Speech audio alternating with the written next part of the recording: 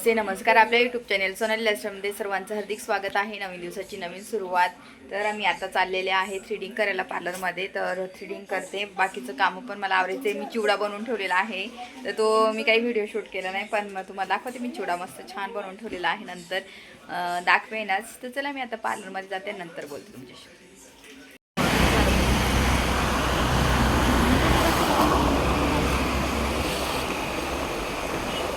Colour वाटते हा जा ना तू.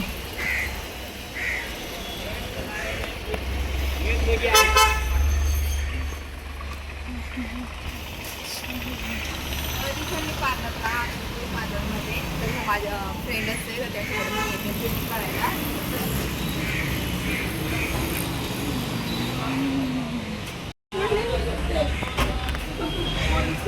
संध्याकाळी जाईल, पण अजून गर्दी राहते ना, पहिल्यापासून आहे ना. तर तुम्ही पाहिलंच मी आता थ्रेडिंग करून आलेली आहे. थ्रेडिंग केल्या आणि आता मी ना असं सर्वांना भूक लागलेली आहे, थोडी पोहे बनवून घेणार आहे आणि त्याच्यानंतर चहा मस्त. आणि आम्हाला थोडं बाहेर पण जायचं आहे, मग ते उशाचे कवर वगैरे करायचं आणि ना दिवस मध्ये फाटले तर ते करायचं आहे. तर पटकन आता पोहे बनवते. आजू 2-3 मिनिटं काढते. 4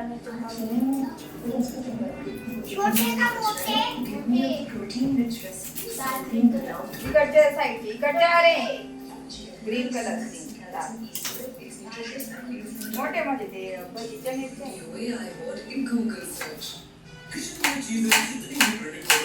पटकन ना काम दिलं ना लेटी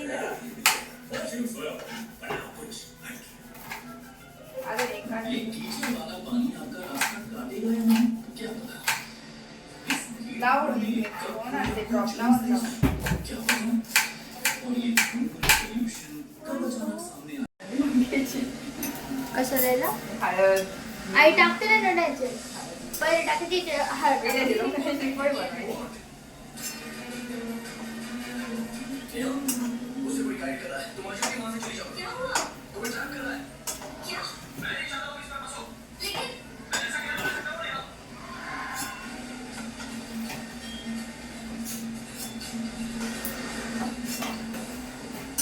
और की तरफ आ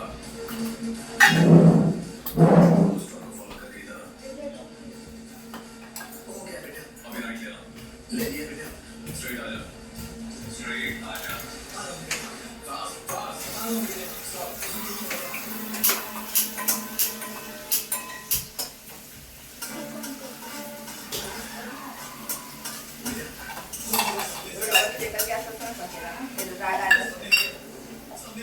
बाकीचे कडे यूज करत बारीकच इकडे घ्या, इकडचं रागवला करायचं तिकडं इकडं.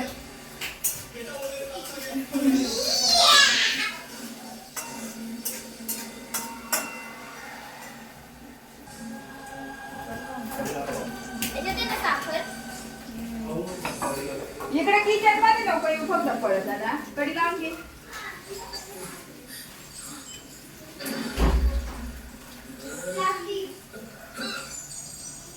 कालची काय तारीख होती व 8 ना 7 हा 8.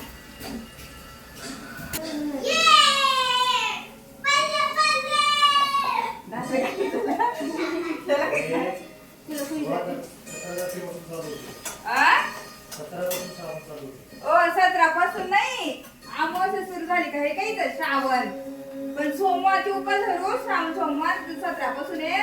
आणि अमावस्या दीपूजा वरण झालं ना, दीप हे सर्व गॅस बी सर्व घासतात दिवे बिवे, आणि तिथून ना मग श्रावण सुरू झाला की 17, 17, 18 पण 15 नाही करायचं. मी बुधवारी सर्व घासणार आहे घरातलं गॅस बी देव बिव सर्व हे करणार.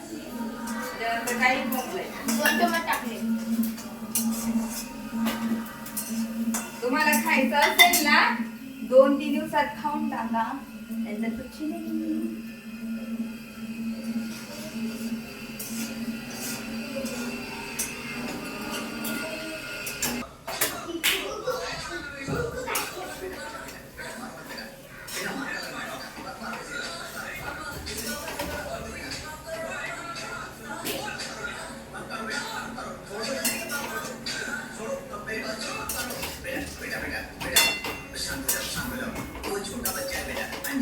क्या होगा उसे माफ कर दो बेटा आपको जो नुकसान हो वो पैसे से नहीं छुड़ा सकते मैं अगर ये बात बाहर अगर आओगे ना टू इन वन मच्छर और कॉकरोच दोनों पर 100% किल टू इन वन एक स्प्रे दो काम सिर्फ 99 रुपए का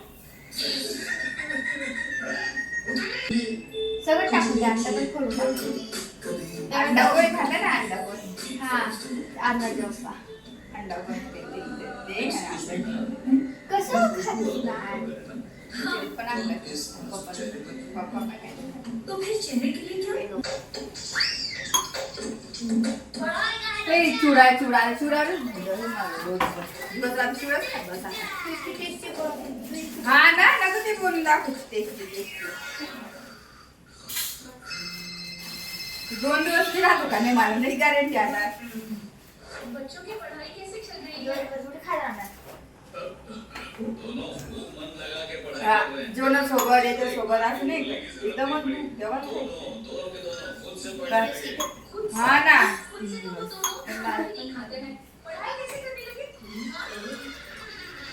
अच्छा उसे कहना साइंस एग्जाम में प्रैक्टिकल की भी तैयारी कर ले ठीक है और पढ़ने से कहना आज से जोर जोर से पढ़े वरना उसे कुछ याद नहीं होता और अरे क्या हुआ जोर का झटका तो मग त्याचं वापस होतं.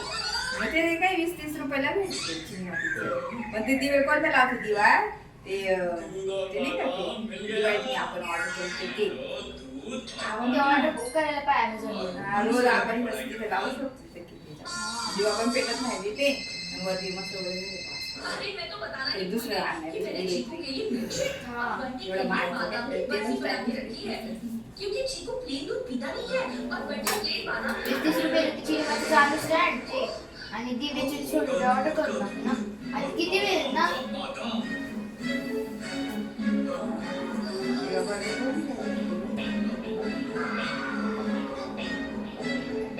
ये हो रहा है दूध और बादाम के साथ अब देखना क्या होता है तुम दोनों के साथ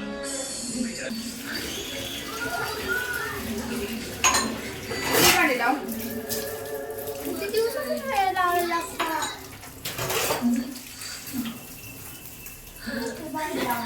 रात्रीची लावलेली ती तेव्हा आता हे आजची सकाळची नाश्ता.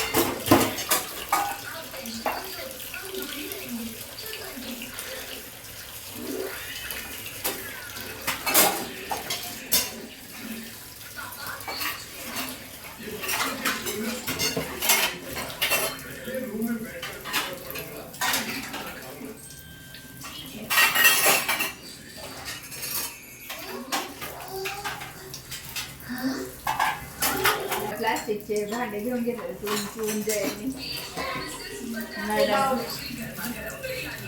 तुझे झालं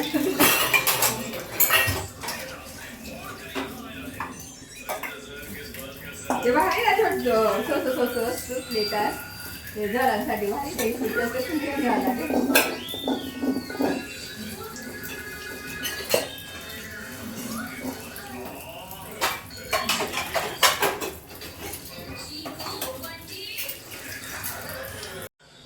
तर मी कालचा व्लॉग कंटिन्यू करत आहे. संध्याकाळी मी गेलेले होते पार्लरमध्ये. तुम्ही पाहिलंच पार्लरमध्ये जाऊन आले थ्रेडिंग, कारण की स्वतःसाठी पण कधी कधी वेळ द्यावा लागतो आणि खूप दिवस झाले सरायचं काम चालू झालं तेव्हापासून मला अजिबातच वेळ नव्हता. तर त्याच्यामुळे मग मी काल पार्लरला जाऊन आले. बाकी खूप सारे कामं पण केले पण ते काही शूट नाही केले आणि तुमच्याशी म्हटलं चला आज बोलूया. आणि हे बघा ना क्यूट क्यूटचे टोपली, ती पण एक टोपलीच आहे क्यूट तशी मस्त शोपीस आहे. ते तुम्हाला दाखवायचं तर मस्त मी आता ठेवते तिथे पुढे. म्हटलं चला ठेवूया. हो त्या कधीच्या पडलेल्या तर ते ठेवायच्या बाकीच आहे. तर म्हटलं चला ठेवून तर मस्त छोटे छोटे क्यूट अशा टोपल्या आहे. तर मला बोलायचं होतं तर आम्ही पुण्यामध्ये कसं काय आलो म्हणजे नाही का, पुण्यामध्ये येण्याचं कारण किंवा पुण्यामध्ये कसं काय आलो काय आलो तर तेच तुम्हाला सांगायचं होतं. आणि पुण्यामध्ये परवडतं का राहायला तर तेच सर्व गोष्टी तुमच्या सोबत शेअर करायच्या आहे. तर पहिलं म्हणजे तर आमचं लग्न झालं त्याच्यानंतर आम्ही धुळ्याला राहायचो धुळ्यामध्ये. तर शिरपूर जवळचं गाव नरडाणा आहे तिथे राहतो. तिथे गाव आहे ते आणि तिथे राहतो तर तिथे मी आणि उमेश जॉब पण करत होतो तेव्हा, त्यावेळेस जॉब पण केलेला तिथे. इंग्लिश मिडियमला होते मी, स्कूलला जात होते तिथे, क्लासेस वगैरे घ्यायचे. पण काय एवढं म्हणजे असं वाटायचं नाही तिथे, नाही का, की लाईफमध्ये काही आपण करू शकू त्या गावामध्ये राहून. आणि असंच थोडंसं म्हणजे चालले ते दिवस, 1-2 वर्ष गेले निघून. आणि त्याच्यानंतर असंच छोटंसं भांडण झालं होतं उमेशचं त्या आईसोबत, म्हणजे माझ्या सासूसोबत असं भांडण झालं होतं. नॉर्मली गोष्टीत सोबतच झालेलं. पण उमेशने खूप मनावर घेतलं आणि उमेशने बॅग पॅक केली आणि डिरेक्टली पुण्याला निघून आले ते. म्हणजे रागावून आलेले होते पुण्यामध्ये. तर ते 1 वर्ष जे रूम घेतली, ज्या माझ्या मावसासू आहेत ना त्यांच्याकडे राहिले. त्याच्यानंतर मग मित्रांकडे राहिले, बहिणीकडे राहिले, असं थोडे महिने असं राहिले. जवळजवळ म्हणजे 3 वर्ष राहिले, 3 वर्ष इथे राहिलेले. मग त्याच्यानंतर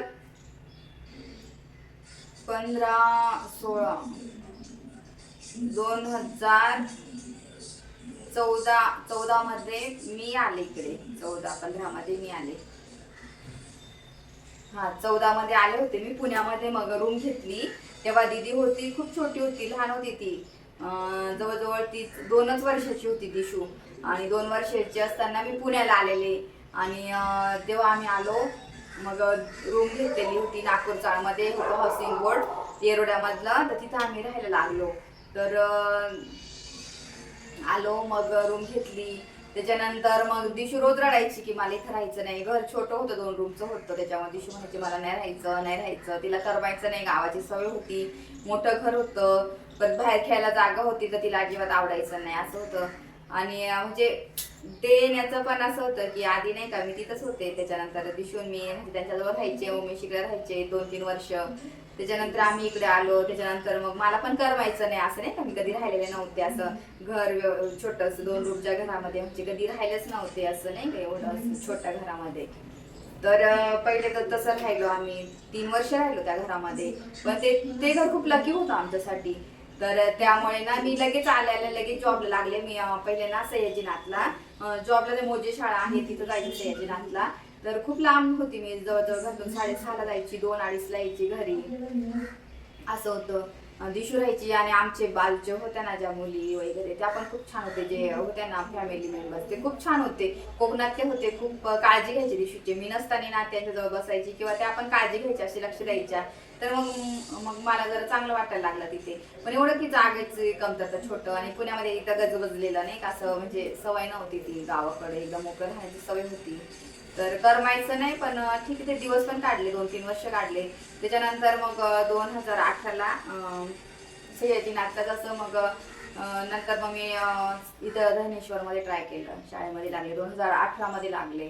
तेव्हा माझं शाळेमध्ये काम झालं. तर शाळेमध्ये झालं काम, मग तिथून चांगलं वाटायला लागलं की नाही बाबा झालं कुठेतरी. त्याच्यानंतर मग आम्ही तिथून नंतर मग मी एखादा वर्ष अपडाऊन केलं असेल. पण मग मला लांबच पडत होतं ना, त्याच्यामुळे मग चेंज केलं. दिशूची पण स्कूल इकडे बघितली जवळ. आम्ही पण इकडेच आलो, मग राहायला जवळ आलो. आणि शाळेच्या जवळच अगदी 10-15 मिनिटाचं अंतर आहे दिशूची शाळा आणि माझी शाळा. त्याच्यामुळे मग थोडंसं इकडेच आम्ही रूम बघितली, 1 BHK बघितलं. त्याच्यामध्ये पण खूप काही गोष्टी बघायला भेटल्या. मध्ये ना म्हणजे आम्ही 1 BHK घेतलेलं होतं इथे, जवळच आहे तिथे रूम. तिथं आम्ही जवळजवळ 2 वर्ष राहिलो. आणि त्याच्यानंतर मग झालं, उमेशचा ॲक्सिडेंट झालेला होता त्या काळामध्ये. मग म्हटलं, मग जॉब नव्हता उमेशला. आणि मग रेंट 10,000 रेंट होतं त्या घराचं. त्याच्यामुळे मग म्हटलं इथं राहायचं कसं, नाही का एवढं 10,000 रेंट द्यायचं, करता बाकीच्या गोष्टी घरातल्या. तेव्हा आद्विक पण नंतर झाला, मग त्याच घरामध्ये झाला. 1 BHK आम्ही होतो ना, तेव्हाच कोरोनामध्ये आद्विक झालेला आहे. तर 2 मुलं, परत आम्ही म्हटलं रेंट वगैरे, मुलांचं खर्च. तर मग मी रूम बदलून घेतली. मग 1 RK आम्ही जिथं घर घेतलं ना त्याच एरियामध्ये, परंडीनगरमध्ये 1 RK घेतला. तिथं 1 RK मोठे होते रूम, छान होते, मोठे वगैरे होते. आणि ते घरमालक पण अगदी भारी होते, मस्त छान होते. तिथं पण आम्ही जवळजवळ ना 2 वर्ष काढले त्या घरामध्ये. म्हणजे मी पुण्यामध्येच ना 6 वर्ष काढले, रूम मध्येच राहिले. 6 वर्ष जवळजवळ रूम मध्येच राहिले. म्हणजे असं 1 BHK 1 RK मध्ये जास्त राहिलेली आहे. त्याच्यानंतर मग मी हे आपलं स्वतःचं घर आहे आणि हे घर बुक केलं. तर बुक केलं, खूप म्हणजे पैशांचं हे होतं. तरी पण मग मी म्हटलं चला ठीक आहे, भाडं पण असं भरतोच आहे तर घेऊया. मग हे घर घेतलं आणि मला विश्वासच बसत नव्हता की घेतलं. कसं पण असो, साधं असो कसंही असो, म्हणजे कसं पण 4 एकर रूमचं पण घर आपण स्वतःने घेतलं ना, तो आनंद काही वेगळाच असतो. तर ते घर घेतल्यानंतर ना मला छान वाटायचं, पण सर्व हप्ते वगैरे हे त्या गोष्टी सर्व मॅनेज करणं ह्या खूप कठीण असतात. आणि पुण्यामध्ये तुम्हाला सांगते, राहायचं असेल ना तर पुण्यामध्ये आपल्याला मिनिमम म्हणजे महिन्याला फक्त खर्च 30,000 लागतो म्हणजे लागतो. कसं आहे, तुम्ही जर 1 RK मध्ये राहणार ना तर 10-12 हजार तुम्हाला खर्च लागेल. 10-12 हजार तुम्हाला भाडं लागेल, लाईट बिल, मेंटेनन्स. त्याच्यानंतर मुलं असेल, मुलांचा खर्च, स्कूल व्हॅन वगैरे जास्त लांब असतील तर आधीच आता त्याची स्कूल व्हॅन आहे, खडकीमध्ये त्याची स्कूल आहे तर तिथं पण लागतो तो खर्च. तर म्हणजे आम्ही जरी गावावरून आलो ना तर त्या गोष्टी पण मग खूप असं म्हणजे नाही का डिफिकल्ट होत्या. सर्व गोष्टी मॅनेज करणं, त्या गोष्टी केल्या पहिल्या आम्ही ना सुरुवातीला, तुम्हाला विश्वास नसेल, आम्ही फक्त 13-14 हजार मध्येच महिना काढलेले. इतके डिफिकल्ट दिवस काढलेले होते पहिले सुरुवातीचे. पण ते पण दिवस छान होते, मस्त. कमी पण पगार होता तरी पण छान होते.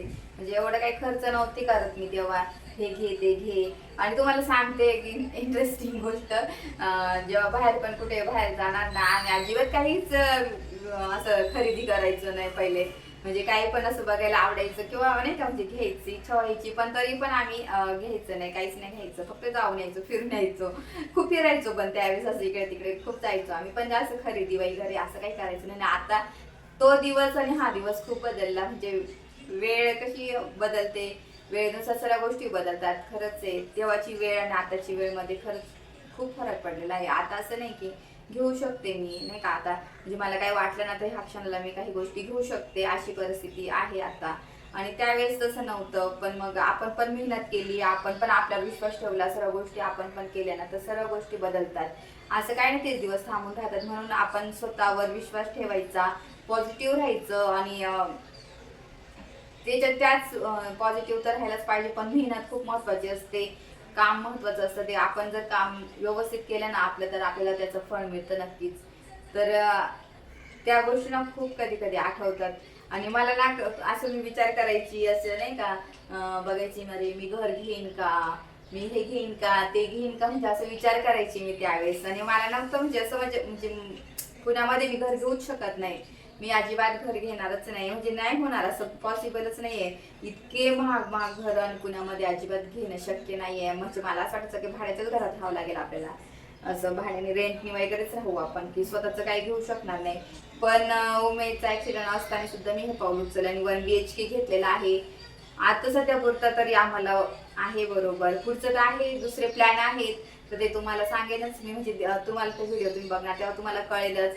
पण तुम्हाला सांगू का, त्यावेळेस आहे ना फक्त उमेशची गाडी होती, आज उमेशची 2 व्हीलर, मी पण माझी स्कूटी घेतलेली आहे. घरामध्ये आपल्याला सर्व लागणाऱ्या वस्तू ज्या पाहिजे त्या सर्व गोष्टी मी घेतलेल्या आहे. तर त्यावेळेस आम्ही ना सामान पण जेव्हा आणलं होतं ना, अगदी थोडं आणलं होतं. म्हणजे भांडे होते त्यावेळेस, फक्त मान्य वगैरे भांडे होते. त्याच्यानंतर जो पुढे हॉलमध्ये जो जे सिटिंग बॉक्स आहे ना तो होता फक्त. त्याच्यानंतर तो जो टेबल आहे ना बेडरूम मध्ये तो होता. त्याच्यानंतर काहीच वस्तू नव्हत्या घरा, म्हणजे एवढं काहीच नव्हतं. मग त्याच्यानंतर आम्ही आल्यानंतर 1 वर्ष असा काढला. त्याच्यानंतर लगेच फ्रीज घेतला, कारण की दूध वगैरे खराब व्हायचं, भाज्या टिकायच्या नाही, खराब व्हायच्या सर्व, म्हणजे नाही का. मग फ्रीज घेतला. तर फ्रीज पण घेताना म्हटलं घेईल तर मी चांगलंच घेईल, आणि मग मी डबल डोअरचा फ्रीज घेतला सॅमसंगचा. तर तेव्हा पण म्हणजे नाही का असं हप्त्यानेच घेतलेला आहे तो फ्रीज पहिल्या वेळेस. त्याच्यानंतर फ्रीज झाल्यानंतर पण लगेच मी मशीन घेतली, तो पण हप्त्यानेच घेतला होता, रोख अजिबात नाही घेतला, तो पण हप्त्यानेच घेतला होता. त्याच्यानंतर आम्ही 1 BHK मध्ये आलो ना, तिकडे नागपूरचाळमधून, हाऊसिंग बोर्डमधून. त्यानंतर मग मी बेड घेतला, बेडरूममधला बेड घेतला. कपाट तो गावाकडचा सुद्धा गावाकडे मी घेतलेला होता, तोच होता.